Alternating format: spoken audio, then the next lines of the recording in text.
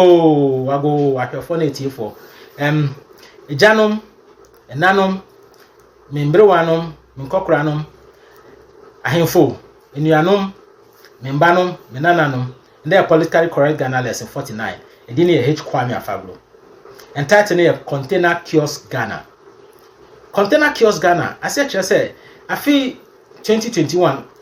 afi we 2021 mu na ewo ye population housing census na omode buy say ye 30.8 million people wo Ghana mine no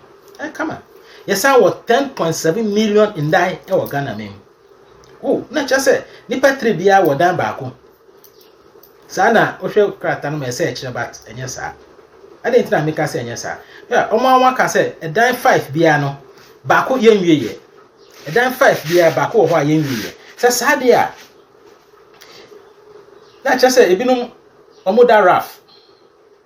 say omo population housing census Ghana Statistical Service say 20% 2.14 million in Ghana omo kind no containers ne kiosk containers ne kiosk enya 40 footer container na yakon 7 feet na yakan me here 7 feet na yakan and kiosk no dey kitwa ye nan nim ebinum dem na omo ene omo fie ha dwen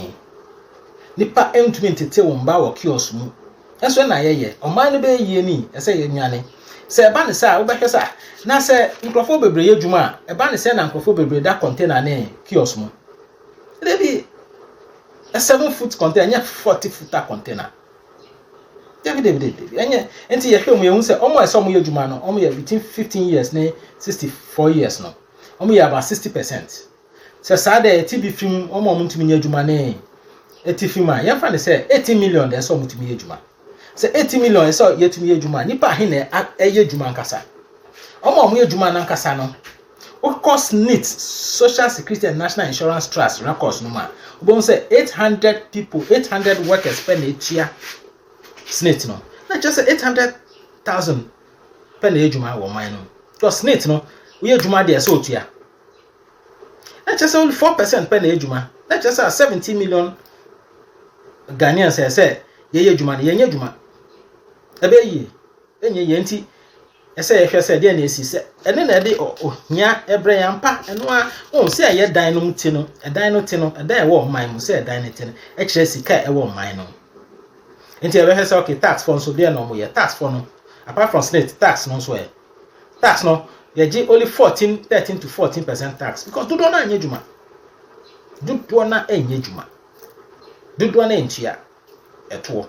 ene ye tax omuntua to mentam pese me cassette to right esades omuntua tax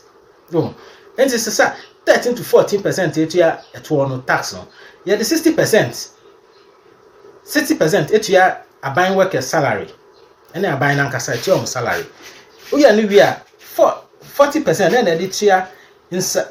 interest na wo loan yakobo busi afibia ye bobusi ansa na yatena se hit no wa me ojade me yeduane nti na me nti fifiri nti mo fa nche me oh says 40% ye dey tia interest on loans na say ye go so the car kana kasa dey starting tia e no so nda nchen dey na beye dey hia ne say afede ye hu dey ha ye nti dey potia na say ye me ma dwen kire me wo so dwen ho na fa wa dwen bra me ma dwen kire me say omo je tax no to no afede omunji 30% ombe ni den omunko sikafo no ho sikafo dan no kra kire ombeji omotax omunje omotax dodo na entia tax because omunji endi omunji Ghana revenue ndi ana omunim se sika na eji kra yedi enti yanji fi omunji ena snate so ese snate repackage omunyama no na den informal sector omunya ban workers no enye office workers yanjiji omusnate ye sana obi a beba snate no snate ese records obi a snate yentua child benefit yentua aban yentua child benefit snate yentua benefit bia aban yentua benefit bia Ghana nti gisa oye dwuma saa di kogu ewo na nkasa kra ye wo Ghana ya 53 years na dodo na eko nti ohwe kokkrafo ne mbrewafo na okruma about only 3% de Ghana nti snate no so ese den yes same na de ebedi Agric Minister Dr. Koto onam na o se duane wo Ghana enye no kre e kan no krenche no yeah dokuna ye ton nkran dokuna ye ton 1 cedi abrebi no and then ye ton 2 cedis dodo na so nye dwuma ye hwe a 70 million nye dwuma nti o me dey na almost survive me mai asem mba da bi population housing census ya ye nya no ye fa nye dwuma na mbo aye me dey H Kwame Afaglo me da mo ase